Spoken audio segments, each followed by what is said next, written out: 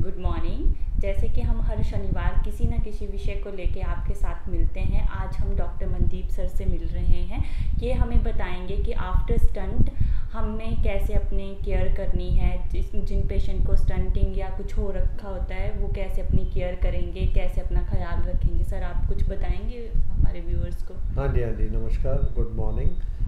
मैं अपने लिसनर्स को ये बताना चाहता हूँ कि जैसे कि हमारे पास एक्यूट कॉरोनरी सिंड्रोम के पेशेंट, जिसको कि हम कहते हैं भी हार्ट अटैक हुआ होता है, वो हमारे पास आते हैं। उनको हम इमीडिएटली इन्वेस्टिगेशन करके और उसके बाद चेकअप करके कैथ लैब में शिफ्ट कराते हैं, जहाँ पर हम उनकी एंजियोग्राफी करते हैं। एंजियोग्राफी में जो कि कल्प्रिट वेसल होता है, जो कि नाड़ी मतलब कि इमीडिएट ब्लॉक है जिसकी वजह से हार्ट अटैक आया है, उसका ब्लड फ्लो जो कि कॉरोनरी सप्लाई में बाधित कर रहा है उसके ब्लड फ्लो को, उसको हम इमीडिएटली खोल देते हैं ताकि उसका फ्लो एस्टेब्लिश हो जाए और पेशेंट को हार्ट अटैक से हम बचा सकें। वो इसके स्टंटिंग के बाद वो 1 से 2 दिन हमारे पास सीसीयू में रहता है अंडर सुपरविजन, और जब हमें लगता है कि वो स्टेबलाइज हो गया है उसको हम डिस्चार्ज कर देते हैं।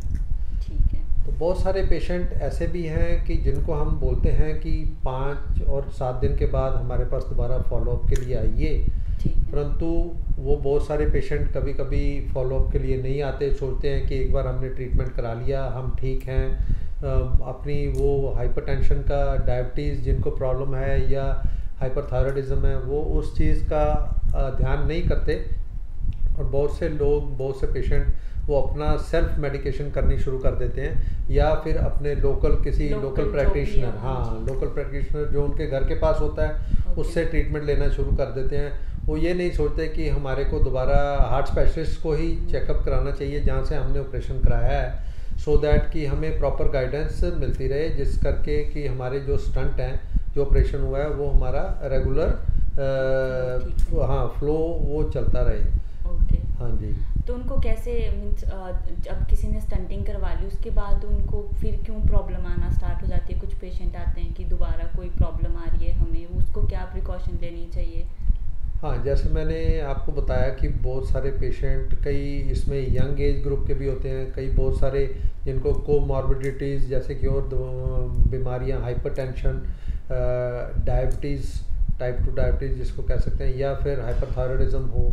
सो ऐसी जो बीमारियां होती हैं ये ऑफ कोर्स कोरोनरी डिजीज़ को और एग्रावेट करती हैं। तो इन चीज़ों को कंट्रोल नहीं करते हैं जो पेशेंट, और स्मोकिंग को एडहेरेंस जिनकी होती है वो इस बीमारी से ज़्यादा ग्रस्त होते हैं। और मेरी तो एडवाइस यही रहती है पेशेंट को डिस्चार्ज के ऊपर कि वो हमें रेगुलर फॉलोअप करे और अपनी दवाई को, मेडिकेशन को वो रेगुलर ले।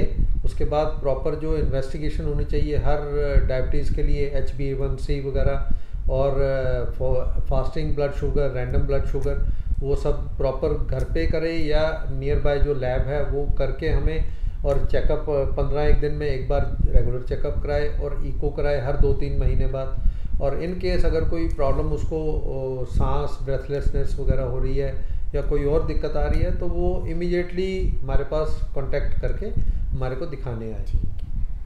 जैसे कि आपको डॉक्टर ने बताया कि जिसकी भी स्टंटिंग होती है या कुछ ऐसे उसको उसके बाद कोई प्रॉब्लम आती है तो आप अपने डॉक्टर के पास जाएं जहां से आपने स्टंटिंग करवा रखी है, अपने हार्ट वाले डॉक्टर को दिखाएं, रादर देन कि किसी केमिस्ट से दवाई लेके या किसी नियर बाई किसी से दवाई लेके ना खाएं, ताकि आपकी स्वास्थ्य बने रहे और कोई प्रॉब्लम ना आए।